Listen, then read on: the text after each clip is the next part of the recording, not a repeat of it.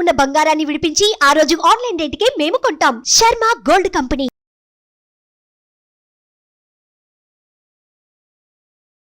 నమస్తే రమ్మగారు. నమస్తే చెయ్య. రమ్మగారు, మనకి తొలి ఏకాదశి వస్తుంది. మరి ఏకాదశి యొక్క విశిష్టత, ఆ రోజు అనుసరించాల్సిన విధి విధానాలు ఇంకొకసారి మాట్లాడుకుందాం. ఏటా చెప్పుకునేది మళ్ళీ చెప్తాం. ఈ నెలలో జూలైలో 3 ఏకాదశులు వచ్చినాయి జయ. అవును, 2వ తారీఖు వచ్చింది, రేపు 17వ తారీఖు తొలి ఏకాదశి వస్తుంది, మళ్ళీ నెలాఖరు 30వ తారీఖు కూడా ఇంకో ఏకాదశి, 3వ ఏకాదశి వస్తుంది. చాలా రేర్ గా ఆ వస్తుంది. 3 ఒకే నెలలో రావడం కొంచెం రేరే. మాసం అంటే మాసాల్లో అని అనటానికి వీల్లేదు. ఈ మన ఆషాఢంలో వచ్చే 2 ఏకాదశులు ఇందులోనే ఉన్నాయి. జ్యేష్ఠంలోని ఇచ్చే 2వ ఏకాదశి కూడా ఈ నెలలోనే వచ్చేసింది. 3 ఉపవాసాలు వచ్చినాయి. తొలి ఏకాదశి అంటే దేవశయని ఏకాదశి అంటారు. శయనైకాదశి దీని పేరు. విష్ణుమూర్తి ఈరోజు శయనంలోకి వెళ్తాడు, ఆయన పడుకుంటారని చెప్తారు. అయితే విష్ణుమూర్తి పడుకుంటాడు అంటే మానవులకి నిద్రాకాలాలు పెరుగుతాయి, రాత్రిళ్ళు పెరగటం మొదలవుతుంది. మామూలుగా మనం చెప్పుకుంటామా, వర్షం శీతాకాలం రాత్రిళ్ళు పెద్దవవుతాయి. ఇప్పటి నుంచి నిద్రా సమయం పెరుగుతుంది, ఇది లెక్క. అయితే ఉత్తరాయణ పుణ్యకాలం అని మనం ఎక్కడి నుంచి చేసుకున్నాము, జనవరి 15వ తారీఖు మకర సంక్రమణం నుంచి ఇక్కడ దాకా ఉత్తరాయణం అని చెప్పుకున్నాం. అవును, మహాద్భుత చరిత్రుడైనటువంటి భీష్మ పితామహుడు కూడా ఉత్తరాయణం వచ్చేదాకా ప్రాణాన్ని నిలిపి ఉత్తరాయణంలో ప్రాణం త్యజించాడు ఆయన. అంత పుణ్యకాలమైన ఉత్తరాయణం కంటే ఆటే పుణ్యకాలం కాదు, దేవతల నిద్రా సమయం అని చెప్పబడే ఈ దక్షిణాయన కాలంలో వస్తుంది ఇది తొలేకాదశి.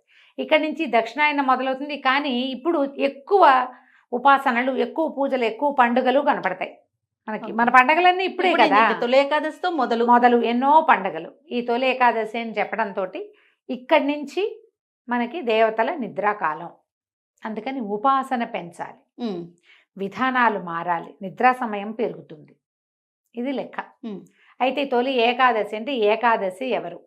ఏకాదశి మురాసురుడితోటి విష్ణుమూర్తి యుద్ధం చేస్తూ అలిసి ఒకంత విశ్రాంతి తీసుకునే సమయంలో మురాసురుడు విజృంభించి మీదకొస్తే అతనిని ఎదుర్కోవడానికి విష్ణుమూర్తి శరీరంలో నుంచి బయటకు వచ్చినటువంటి స్త్రీ శక్తి స్వరూపమే ఏకాదశి. అందుకని ఏకాదశి నాడు ఉపవాసం ఉంటే విష్ణు ప్రీతికరము అని చెప్తాను. విష్ణువుని రక్షించింది ఆ శక్తి, ఆయనదే, ఆయనలోంచే పుట్టింది. ఆయన విశ్రమించినప్పుడు ఆయనలోంచి పుట్టింది బయటికి. అయితే ఈ మురాసురుడు బియ్యంలో దాక్కున్నాడని అందుకని ధాన్యం తినకూడదు ఈ రోజున అని ఒక పద్ధతిని పెట్టారు. అందుకని ఉపవాసం కింద పెట్టారు. ఖచ్చితంగా ఈ రోజున అన్నం తినకుండా ఉండాలి అని. అన్నానికి భిన్నం ఏదైనా ఓపిక లేని వాళ్ళు తినచ్చు. మనకి ఆరోగ్యరీత్యా కూడా ప్రతి నెల ఒక 2 లేదా 4, 5 రోజుల పాటైనా మనం ఆహార స్వీకారం చేయకుండానో లేదా ఆహారం తక్కువగా తీసుకునో గనక ఉంటే ఆరోగ్యానికి మంచిది. ఓకే. ఏకాదశి అంటే ఏం చేస్తాం, ఏకాదశి రోజంతా ఉపవాసం ఉండి ఆహార స్వీకారం తగ్గించుకుని ఏదైనా పళ్ళో ఫలమో తింటాము, మన నీళ్ళు ద్రవ పదార్థాలే తీసుకుంటాము. ద్వాదశి నాడు తెల్లవారి పారణ చేస్తాం, ద్వాదశి పారణ భోజనం తీసుకుంటాం. దీంతో పాటుగా మనం ఈ ఉపవాసం చేసిన సమయంలో భగవంతుని సమీపంలో వసించే మార్గాన్ని కూడా ఆ రోజు అనుసరించాలి. ఏదైనా విష్ణునామ సంకీర్తన, భగవన్నామ సంకీర్తన తీసుకోవటం, చేయటం, ఇక్కడ మనం విష్ణువుతోటి ఉన్నట్టు అనమాట. మర్నాడు ఉదయం ఎవరినైనా ఒక బ్రాహ్మణుడినో ఓ ముత్తైదువునో మనకు అవకాశం ఉంటే వారిని భోజనాన్ని పిలిచి వారికి భోజనం పెట్టి తర్వాత మనం భోజన స్వీకారం చేస్తే మంచిది. ద్వాదశి పారాయణకి రమ్మని ఎవరైనా పిలవచ్చు మీకు అవకాశం ఉంటే. అవకాశం లేకపోతే మనం వంట చేసుకుని మనమే దేవుడికి నివేదన చేసుకుని మనమే భోజనం చేసి ఎవరికైనా ఏమంటారు మనం పొత్తర్లు ఇవ్వటము, మోయనివ్వటము, తర్వాత దాన్ని స్వయం పాకం ఇవ్వడము మంచిది చేయగలిగితే. ఇది ఈ కాలంలో కుదరాలి కదా. సమీపంలో ఎవరైనా దేవాలయం ఉండి అర్చకులు ఎవరైనా దొరికినా, మీకు దగ్గరలోనే బ్రాహ్మణులు ఎవరైనా దొరికినా, లేదా నేను అవన్నీ చేయలేను, నాకు వాటి మీద నమ్మకం లేదు, ఎవరో ఒకరికి భోజనం పెట్టండి. అది మనం చేయగలిగిన పని కదా, చేస్తే మంచిది. ఇప్పుడు ఈ కాలంలో ఇక్కడి నుంచి మొదలుపెట్టి, ఎప్పుడు తొలి ఏకాదశి నుంచి మొదలుపెట్టి కార్తీక శుద్ధ ఏకాదశి, ఉత్థాన ఏకాదశి దాకా, అంటే ఇప్పుడు శయన ఏకాదశి, అది ఉత్థాన ఏకాదశి, 4 నెలల కాలాన్ని చాతుర్మాస్యంగా చెప్తారు. ఈ చాతుర్మాస్య దీక్షలో మనకి గురువుగారు చాలామంది, జిఎస్ స్వామి వారు చాతుర్మాస్య దీక్షలో ఉన్నారు అని చెప్తాం కదా. అవునండి. మన శృంగేరి పీఠాధిపతి చాతుర్మాస్య దీక్షలో ఉన్నారని. చాతుర్మాస్య దీక్షలో ఉన్నప్పుడు వారున్న ప్రదేశం నుంచి వేరే చోటకు వెళ్ళి ఎక్కడికి ప్రయాణాలు చేయకూడదు. ప్రయాణం చేయకుండా ఉంటారు. ఎందుకంటే ఇది వర్షాకాలం వస్తుంది, ఈ కాలంలో ప్రయాణాలు మంచివి కాదని పాత రోజుల్లో ఈ నియమం పెట్టి ఉండొచ్చు. మామూలు మనలాంటి వాళ్ళు కూడా చాతుర్మాస్యం చేసుకోవచ్చు. చాతుర్మాస్యం ఈ 4 నెలలు విష్ణువుని పూజించే విధానం. రోజు విష్ణుమూర్తికి అభిషేకం చేయటం ముక్తి లభిస్తుందట.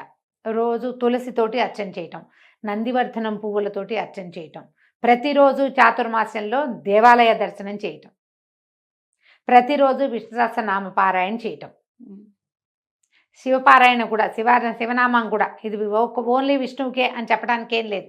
చాతుర్మాస్యంలో శివదీక్ష కూడా శివనామ స్మరణ చేసుకోవచ్చు. పంచాక్షరి ప్రతిరోజు విధిగా ఎన్నిసార్లు చేయాలని, ప్రతిరోజు గాయత్రి చేయటం, ఇలా ఏదైనా ఈ చాతుర్మాస్యంలో ఎవరైనా చేయొచ్చు. చాతుర్మాస్య దీక్ష ప్రత్యేకంగా తీసుకునే వాళ్ళు ఏంటంటే దీనికి కుల మత వయో విచక్షణ ఏమీ లేదు.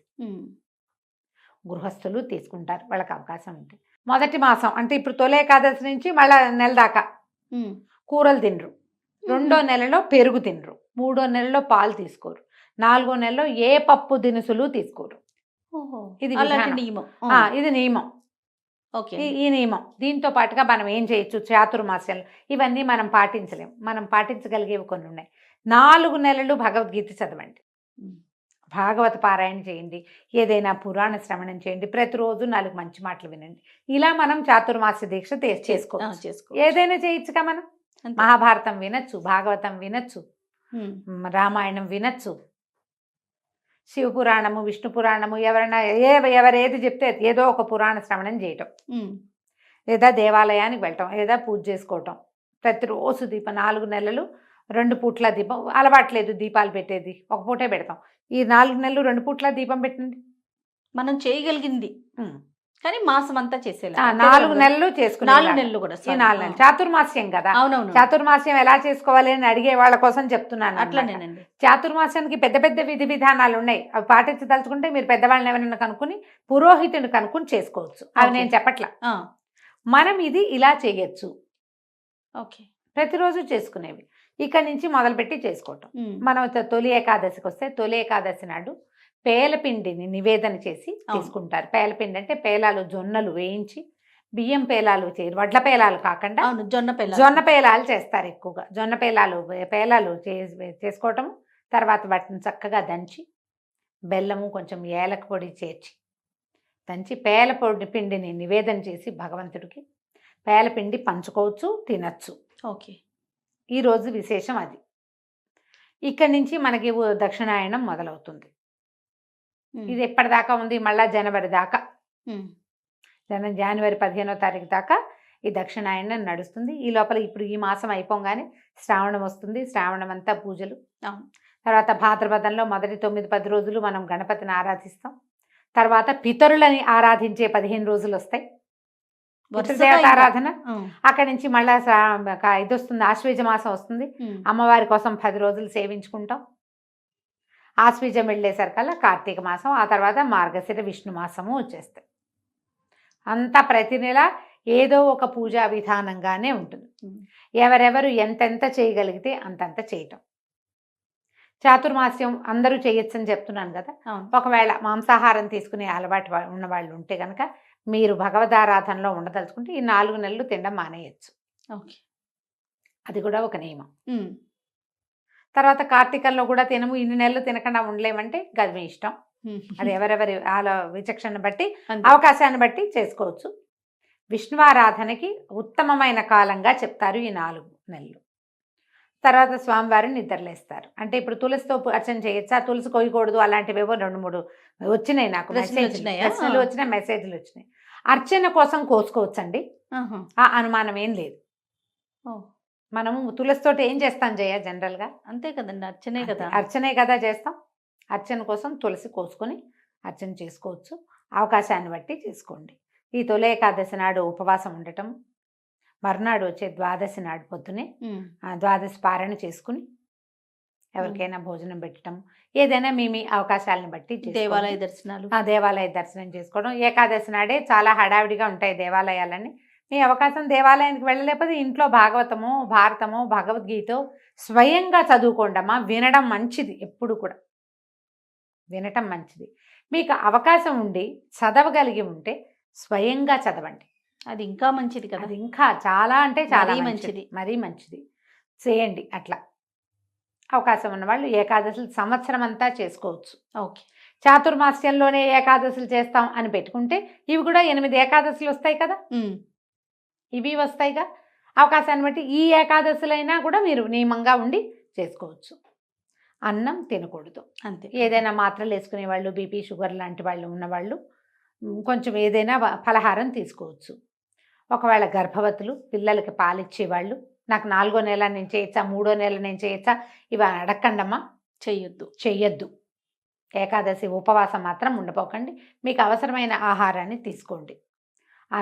అనారోగ్యంతో ఉన్నవాళ్ళు, మంచం మీద ఉన్నవాళ్ళు, బాలింతలు, చంటి పిల్లలు, తల్లులు, వీళ్ళని బలవంత పెట్టకండి. అత్తగారులు, భర్తలు మీరు చేయగలిగితే మీరు చేసుకోండి. మీరు కూడా ఏకాదశి ఉండాల్సిందేనని అనద్దు. కనీసం భగవన్నామ స్మరణ చేయించండి. దేవుడికి దీపం పెట్టించండి, దీపం పెట్టుకోవచ్చు. నియమం ఎంత మటుకు కొన్ని నియమాలైనా పెట్టుకోవచ్చు. ఏదన్నా మంచిది చదువుకోవచ్చు, ఏ కృష్ణాష్టకమో చదువుకోవచ్చు, విశ్వాసనామం చదువుకోవచ్చు, 2 పూట్ల దీపారాధన చేయొచ్చు. అలాంటిది ఏదైనా నియమం పెట్టుకుని ముందుకు తీసుకెళ్ళండి. నేను ప్రెగ్నెన్సీ 7వ నెల 6వ నెల చాలా మంది అడుగుతారు, 7వ నెల వచ్చింది నేను చేయొచ్చా, చేయకూడదు అని పక్కన చెప్తూనే ఉంటాం, మళ్ళీ అడుగుతారు. అడగండి అమ్మా. ఇప్పుడు ఈ సంవత్సరం కాకపోతే మరి తర్వాత ఏకాదశులు చేసుకోవచ్చు, అంతే కదా. దండం పెట్టుకోండి. ఈ అన్నం మానేయాలన్న గోల ఎందుకు? ఈ అన్నం మానేసి ఒకవేళ ఉండగలిగి మీరు ఏదైనా కొర్రలు తీసుకుంటాం, ఇంకోటి తీసుకుంటాం అంటే మీ ఇష్టం. చిన్న నెలల్లో ఉన్నవాళ్ళు, పెద్ద నెలలు వచ్చిన వాళ్ళు అలా ఆహారానికి అలమటించేలాగా జీవుడిని చేయకూడదు. ఎందుకంటే లోపల ఇంకొక జీవం ఉంది కదా, అంతేగా. వాటిని అడగబోకండి. పెద్దవాళ్ళు కూడా ఓపిక మంతులు, ఓపిక కలిగిన వాళ్ళు ఉండండి. లేదా భగవన్నామస్మరణ చేసుకోండి, అదైనా కూడా ఉపవాసం కిందే వస్తుంది. రైట్. మీ అవకాశాన్ని బట్టి తొలి ఏకాదశి పర్వదినాన్ని జరుపుకోండి. రైట్ అమ్మగారు. నమస్తే. సుమన్ టీవీలో మీ పర్సనల్ అండ్ బిజినెస్ ప్రమోషన్స్ కోసం కింది నెంబర్కి కాంటాక్ట్ చేయండి.